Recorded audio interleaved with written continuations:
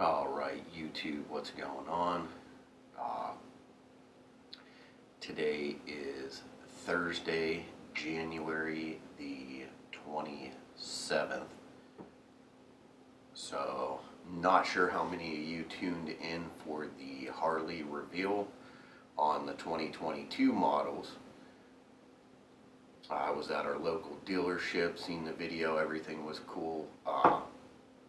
Don't know how you guys feel about that new Lowrider ST. Leave a comment down below, let us know how you feel about it. I like it. I have a Lowrider S 2020. I don't know if I'm in love with the fairing though. The fairing to me looks like an Indian Challenger fairing. If it was more rounded, if it looked like the original FXRT fairing, I think I would be a little bit more on board with the style and the design. It's just weird how the fairing kind of is circular, rounded at the bottom, and then once it gets up to like where your hands are on the handlebars, it kind of flares out on the side. I don't know if I like that. It's kind of like a half FXRT, half Batwing fairing, which kind of throws me for a loop because I'm kind of a purist when it comes to fairings. I either want very minimal or I want a road glide fairing. Just to be honest. Alright, so I got a lot of stuff coming up here soon. This is going to be my first video.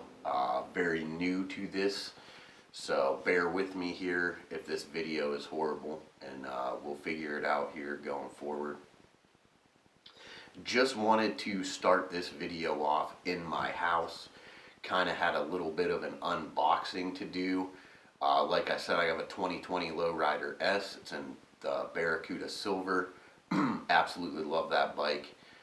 Started out, my first Harley was a 93 Dyna Lowrider, and that thing ripped. Then I ended up with a Dyna Street Bob, I believe it was an 07. Had a 98 Electra Glide, first year fuel injection, that was a nice one. The 07 I ended up getting hit by a drunk driver, hit and run. Left me with a shattered arm last year, so it's been a little bit of a recovery process, but I got a new bike. I'm back on the road, getting ready for Daytona Beach, Florida.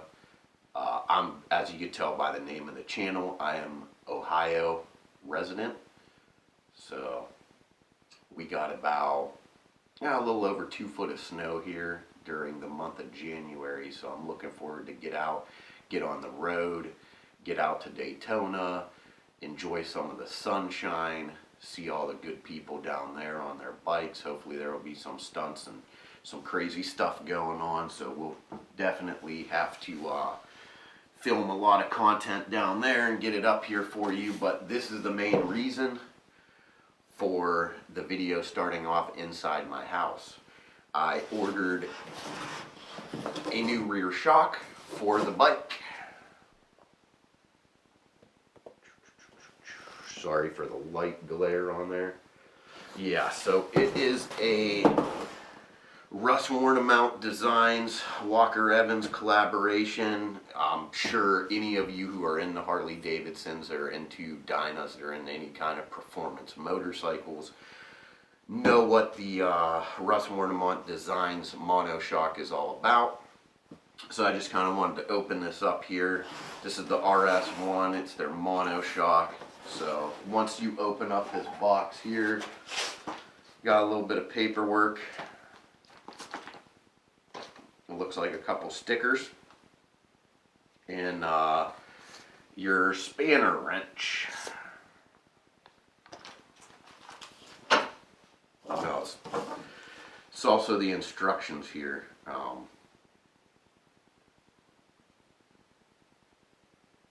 Pretty basic instructions. Secure your bike, remove existing shock, remove belt guard, install the new shock, install and mount the reservoir to your belt guard. Pretty simple, I like those. Alright, so let's get into it. Alright, so here we go. Here is the main unit itself and the reservoir, external reservoir. The reason why I went with this one was after a bunch of research, I thought that it would be a lot more appealing to have your adjustments external, mounted to the swing arm, so that way whenever I want to adjust my dampening settings, I just reach back and turn that knob, 16 different settings there, and then good to go. Can adjust it on the fly, don't have to take your seat off, none of that. Plus it looks cool, and if it doesn't look cool, is it even worth putting on your bike, right? So trying to go for a little more performance. I'm gonna throw a cam on this bike eventually. I want to wake up this engine a little bit. Now don't get me wrong, this thing definitely rips. You can feel the torque on it. It's an extremely smooth engine. Coming from the 93 lowrider, with it being a single cam motorcycle, I was very, very interested when Harley released the Milwaukee 8, because I wanted to get back to that single cam and see what we can get out of it performance wise, because my 93 ripped. That thing would hang with, that 80 cubic inch Evo engine would hang with any one of the 96 inch engines from the guys that I rode with around here. Bike had some engine work done to it, carburetor work done to it, 2-in-1. It was a nice bike. But it went to Kyle Lohman over at Lohman's Garage in California. He was involved in a pretty nasty motorcycle accident as well, about a year before mine, and I posted that bike up for sale. He drove from California all the way to Ohio, 8 hours straight to pick that bike up. Picked that bike up, put it in the bed of a truck, took off, rode it all the way back home. I couldn't be more proud that he's riding that bike now. So, alright, I think I'm going to end this video here, and we'll continue it out in the garage while I install this onto the bike, and maybe go over some of the things I don't like about the 2022 Harley lineup, and some of the things I do like the Road Glide ST. We'll talk more about that in a minute. Alright, you guys, here we are in the garage. Sorry, I didn't want you to think that I forgot about you. But also at the same time, I had to get a fire going because it's about -8 degrees out here in Ohio. So essentially all I did was I lifted the bike up, took some pressure off the back, undid the bolts that were holding in the factory monoshock. There's a little set screw on the inside, loosen that up, and you'll get the bottom one right out. Just be careful, there's a little shim in the old one. You don't want to lose that one. You do have to take this bracket here, unbolt that, slides right out. Pretty simple shit there. Alright. So the old monoshock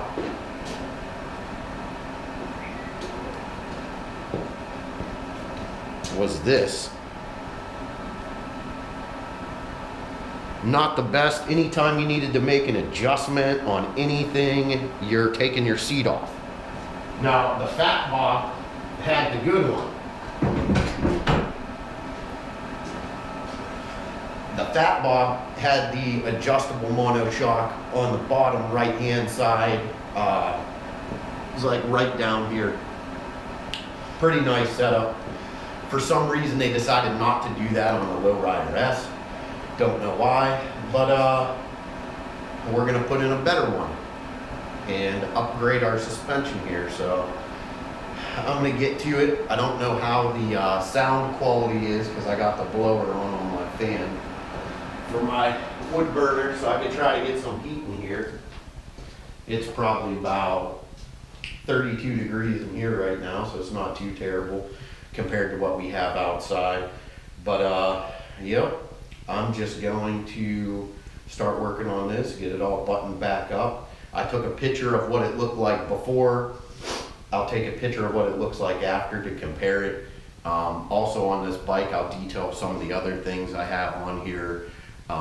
Lucky Speed Shop shorty levers on here I put on before the snow fell. And then I got some BG sliders on here. I only put these top ones on, these top frame sliders on, because my son is gonna go to Sturgis with me, and he will be on the back of my bike. He'll be about 6 years old. So with those there, his feet fit perfectly. He'll be able to sit real close, hold on. And I got a little short, quick detached backrest over there, so try to make him comfortable, but you gotta do what you gotta do when you have a kid. And he loves motorcycles and all things two wheels, so I am not gonna deny him to see the beauty of Sturgis. All right.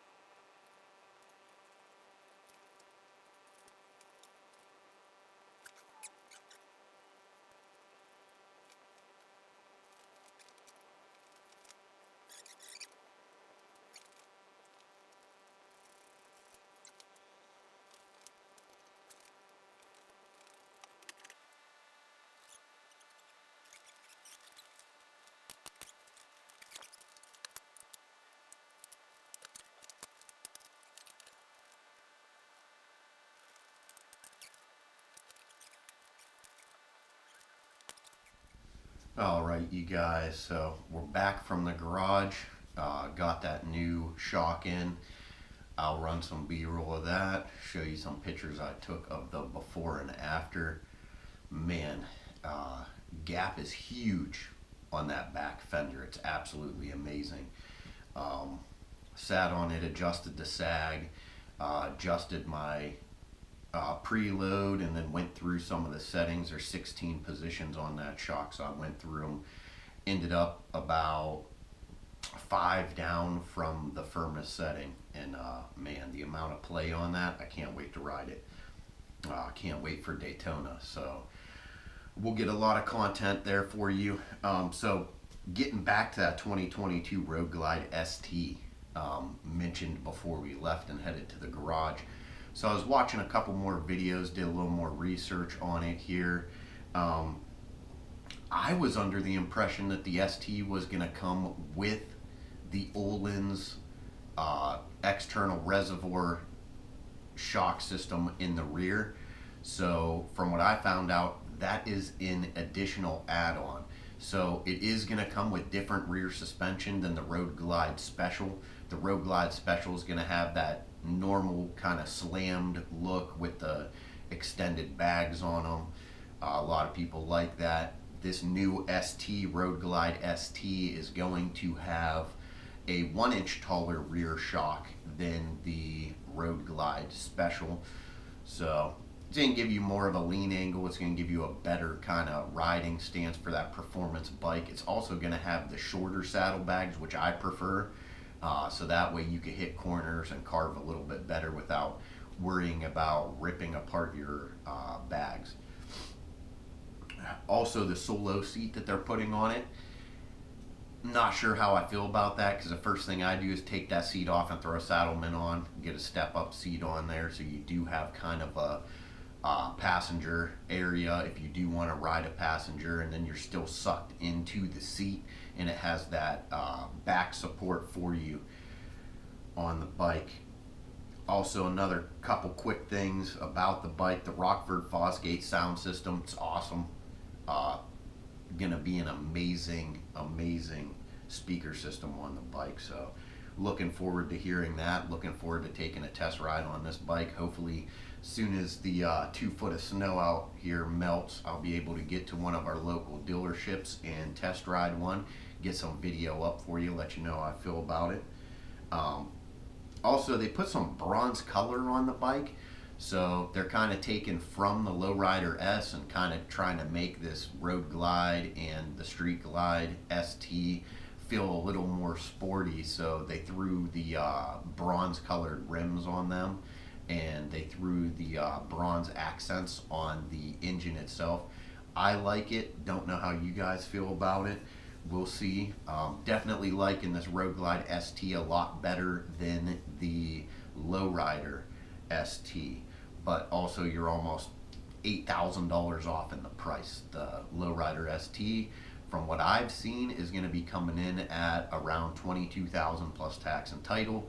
This Road Glide ST is going to be coming in at $30,000 plus tax and title. So depending on what you want there, that's going to set the tone for you going forward. Also, the 117 engine, they were bragging about putting this 117 engine on the Road Glide ST. Not really sure how I feel about that, since they do have the option for the 131 Stage 4 kit. So I don't know why they wouldn't have just added the 131 Stage 4 onto the Road Glide and Street Glide ST, as well as the CVOs. The CVOs have been at a 117 for like the last almost 5 years now, so I kind of wish they would have stepped that up, give you a little more bang for your buck. But that just depends on the rider and how you guys feel about, you know, spending the money for what you want. I will say that that Lowrider ST with a $22,000 price point, man, I might be trading my bike in. So maybe I just added the suspension on there for the wrong reason, and I'm gonna be trading my bike in and getting one. Or maybe I'll just save up $2 grand. I'll order one of them Dominator FXRT fairings from overseas, and we'll see how that mounts up. The carbon fiber one looks great. It's an amazing line of products there. All right, well, hopefully you guys enjoyed this first video here. I'm going to start putting out more videos. I'll get more content up, and as I get the ability to get out here and test ride some of these 2022 bikes, I'll be dropping some footage of that. Also, I might be trading my bike in and getting a 2022. We'll see. Either that, or I'm throwing a cam on it and I'm going to get it tuned and outperform a 117 with a 114. Alright, thanks guys for watching this video.